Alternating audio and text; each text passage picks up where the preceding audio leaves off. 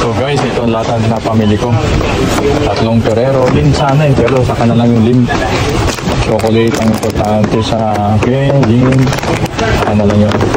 Bumili ako ng Vita, mga nuts guys. Spam. Yan.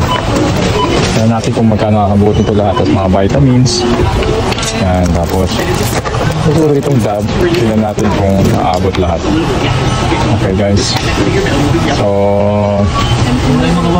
tignan mo kaya nga. Yan. Yan na yung lahat guys.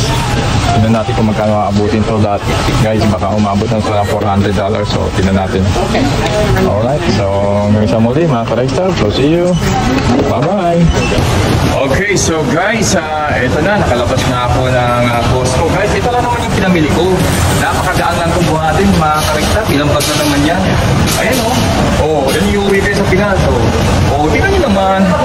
Oh, may Ferrero pa. Oh, ito naman yung total, guys. Tingnan nyo naman kung magkano inaabot. Kayang-kaya. Kayang bayaran ito ni Angge. Yan lang naman. Yan naman nakayanan, mga karekta. Barya-barya lang yung kay Angge. Oh, yan. Buti na lang, kasama ko sila Angge dito sa kanila ano. Oh, yan oh. Oh, Montes in the house. Oh guys, paano? Iiwan ko na yan, pamimigay ko na yan sa mga pulubi dito. Okay, paalam. Mahal, para sa ito. Bye-bye.